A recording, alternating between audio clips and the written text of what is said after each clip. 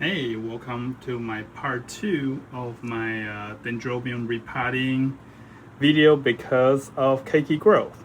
So I've already taken out one of my potted Dendrobium. This is the one with 2 cakeys, as you can see.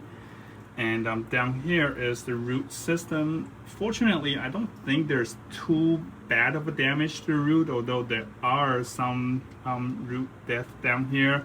And I see that there is a kind of thick layer of moss on the surface, which I'm not gonna remove it because I actually like how moss can kind of retain the moisture for the whole root system. It's not harmful at all. However, let me put this down and you can see the media that I've taken out. It's quite soggy, so it does soak in there quite a bit. The root doesn't breathe very well. The pot I've been using do have holes, so theoretically they should be able to breathe quite easily, but because of the very soggy 2-year-old media, it's not doing that. So what I will do instead is I will be mixing packing peanuts and charcoal. That's it. That will be my medium. Just these 2 items. Couple things to be aware of. Packing peanut, if you do want to buy it, it is make sure you get the non-static type. Otherwise, it's going to be very, very tricky, and you're going to hate yourself for getting the static ones. The styrofoam packing media or peanut actually is quite popular among orchid growers. Sometimes you go to the store and then if you try to repot them, you'll find a lot of them. Even the growers, like professional growers, sometimes use them in the bottom because they are very draining. It's just basically like air bubble, and it doesn't retain moisture. It just allows the water to pass through. It's very, very good to use for something that you want to be able to allow water to drain well. And the reason for charcoal is because it's kind of like a permanent media, if you will. It doesn't really decay. It's already been burned.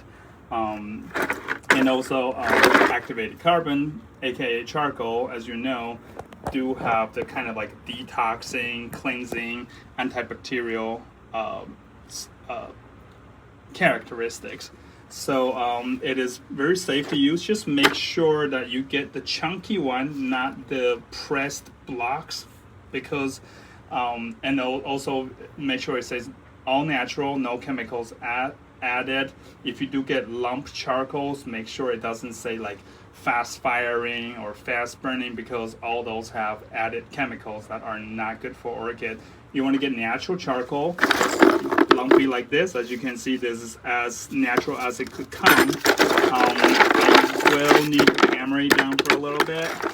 Essentially what I will do, if you have a heavier pot, like a ceramic one like mine, you can go ahead and put the peanuts in the bottom layer and then line up the top with charcoal and then put in the orchid.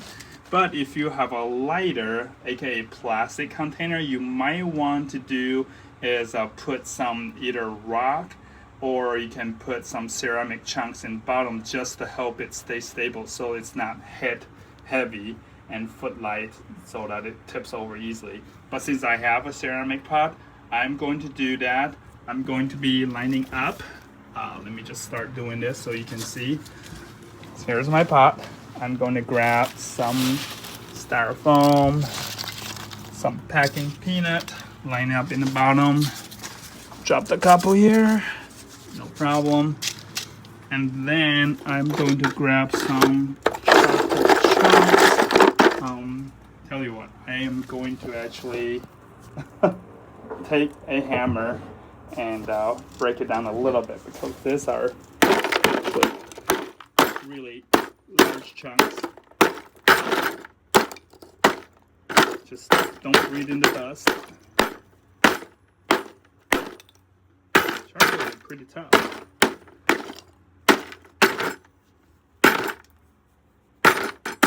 Sorry, I probably should have done this before, but part of me was like, hey, I want to show everyone, how I break everything down. So here we have it. Line up this thing with some charcoal. And then a little bit more charcoal, smaller lumps. And then what I'll do then is I'm just gonna go ahead and place the orchid right there. And then fill up the rest of the space with charcoal. Let's hope it doesn't tip over very easily.